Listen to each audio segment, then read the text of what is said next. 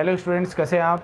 तो सवाल जवाब के लास्ट सेगमेंट जो हमारा सेगमेंट नंबर 7 था, उसमें हमने आपसे क्वेश्चन पूछा था कि 1 केजी कॉटन और 1 केजी आयरन में से कौन ज़्यादा हैवी होगा। ठीक है, which one will be heavier in 1 KG cotton and 1 KG iron. ठीक है, और दूसरी बात हिंदी में उसी को कहें तो 1 किलो रुई और 1 किलो लोहे में कौन ज़्यादा भारी होगा। वैसे ये सवाल बड़ा बेतुका सा लग रहा है, बेतुका से लग रहा है, मतलब ये क्या बात हुई, 1-1 किलो है तो कौन ज़्यादा भारी होंगे, दोनों बराबर ही होंगे, ऐसा बात है। लेकिन इसमें एक छोटी सी फिजिक्स छुपी है, उस फिजिक्स का नाम है हमारा आर्किमिडीज प्रिंसिपल, या उसको बोलते हैं कि बायंट फोर्स या उत्प्लावन बल।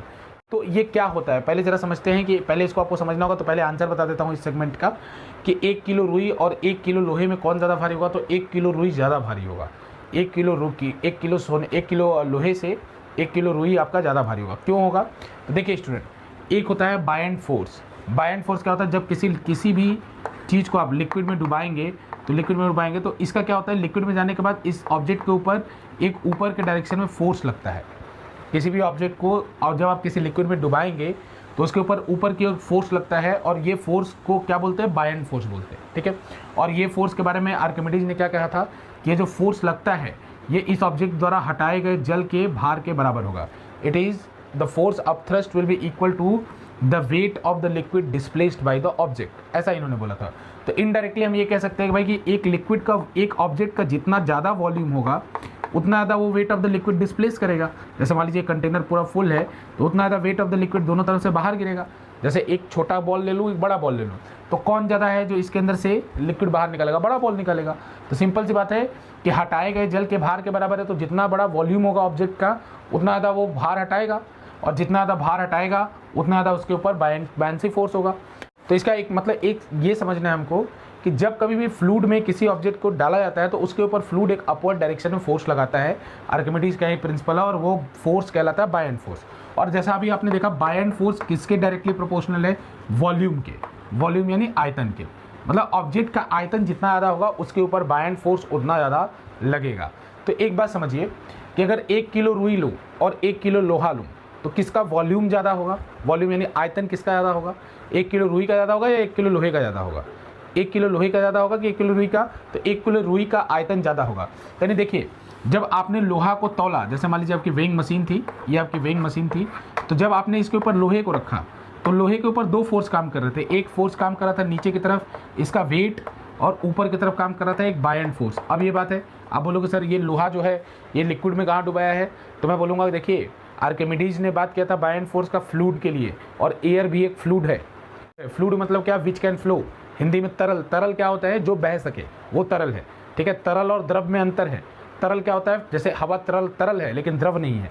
तो कोई भी अगर फ्लूइड है, एयर भी एक फ्लूइड है। ठीक है, एयर भी एक फ्लूइड है, तो एयर में भी बायंसी फोर्स का प्रिंसिपल काम करता है। तो इसका मतलब ये समझिए कि इस आयरन के पास 2 फोर्स लग रहे थे, एक बायंट फोर्स और एक mg। और जब हमने इसी के ऊपर कॉटन रखा, मान लीजिए इसी मशीन के ऊपर हमने कॉटन रखा, तो इसी मशीन के ऊपर जब हम कॉटन रख रहे हैं तो कॉटन के ऊपर भी 2 फोर्स काम कर रहे हैं, एक बायंट फोर्स और एक mg। ठीक है, तो आपको नीचे के डायरेक्शन में जो नेट में फोर्स मिल रहा होगा वो कितना मिल रहा होगा, दोनों ही सिचुएशन में मिल रहा होगा mg माइनस बायंट। जो ये मशीन रीड कर रही होगी, जो मशीन की रीडिंग होगी वो किसके बराबर होगी, mg माइनस बायंट। तो एक बात बताइए, किसके लिए FB ज़्यादा होगा, बायंट फोर्स किसके लिए ज़्यादा होगा, 1 किलो रुई के लिए कि 1 किलो आयरन के लिए। तो बायंट फोर्स ज़्यादा होगा 1 किलो रुई के लिए। क्यों, क्योंकि रुई का आयतन ज़्यादा है। अभी मैंने आपको बताया कि आयतन ज़्यादा होने पर उत्प्लावन बल ज़्यादा लगता है। तो रुई का आयतन ज़्यादा है तो रुई का FB ज़्यादा होगा, रुई का यानी बायंट फोर्स रुई के ऊपर ज़्यादा होगा। तो रुई की सेम रीडिंग दोनों की लाने के लिए हमको रुई का ज़्यादा वेट रखना पड़ेगा। क्यों, क्योंकि हमको बायंट फोर्स दोनों में कंपनसेट करना है, लेकिन क्योंकि आयरन का आयतन कम है तो आयरन का बायंट फोर्स कम है, तो इसमें हमें कंपनसेट कम करना होगा। और इसका बायंट फोर्स ज़्यादा है तो इसमें हमें ज़्यादा कंपनसेट करना होगा, मतलब क्षतिपूर्ति करनी होगी, तो इसमें हमको ज़्यादा वेट रखना होगा।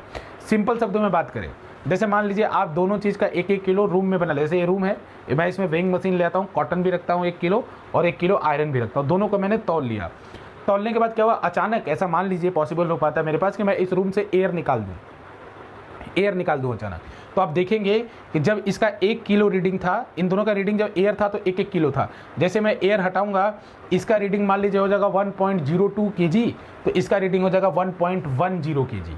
ठीक है, मतलब इसकी रीडिंग आपको इसकी रीडिंग से इसकी रीडिंग तुरंत ज़्यादा हो जाएगी। जैसे इसका अगर 1 kg था तो हो जाएगा, इसकी भी बढ़ेगी क्योंकि इसको भी तो बाइंड फोर्स कम करा, तो इसका 1 था तो शो होने लगेगा मान लीजिए 1.02, और लेकिन इसका 1 था तो इसका क्या शो होने लगेगा 1.10, ठीक है ना। तो इसका मतलब क्या हुआ कि इसकी रीडिंग बढ़ जाएगी। तो आप यहाँ इसके बाद एयर हटा देंगे, जैसे मान लीजिए अगर आपकी बात सही हो रही है, जैसे बोले तो दोनों इक्वल ही होंगे, लेकिन दोनों इक्वल तब होते जब कोई भी एयर नहीं होता, और कोई भी एयर नहीं होता तब आप अगर तोलते 1 किलो आयरन और 1 किलो रुई, तब मैं ये कहता कि हाँ दोनों के दोनों बराबर होंगे। लेकिन एयर क्या करेगा, रुई के वेट को, रुई के भार को कम करेगा, क्योंकि रुई के ऊपर ज़्यादा उत्प्लावन बल लगेगा इन कंपेरिजन टू लोहा। इसीलिए लोहे और 1 किलो लोहे और 1 किलो रुई में रुई ज़्यादा भारी होगा, रुई ज़्यादा भारी होगा इन द सेंस कि रुई का ज़्यादा वजन रखना होगा आपको हवा में 1 किलो बनाने के लिए। तो स्टूडेंट हमारे नेक्स्ट सवाल जवाब का क्वेश्चन है, अगर आपको इसका आंसर पता होगा तो ज़रूर बताइएगा कि डायमंड के चमक के पीछे क्या कारण होती है। क्योंकि मैं आपको बता दूं, जब फैक्ट्री से डायमंड निकलता है तो बिल्कुल पेल येलो होता है, मतलब पीला होता है, मतलब उसमें चमक नहीं होती। वो किस कारण से उसकी चमक होती है, उसमें फिजिक्स का कौन सा फिनोमेना लगता है, आप मुझे कमेंट करके इस वीडियो के लास्ट में बता सकते हैं, और उसका आंसर हम नेक्स्ट क्लास में देखेंगे कि what is the reason behind the brilliance of a diamond, यानी डायमंड के चमकने के पीछे क्या कारण है। ठीक है स्टूडेंट, तो हमारे चैनल को लाइक और सब्सक्राइब करिए और ज़्यादा से ज़्यादा लोगों तक पहुँचाइए। ठीक है, हम इसी तरह के यूजफुल इन्फॉर्मेशन आप तक लेके आते रहेंगे। बहुत बहुत धन्यवाद।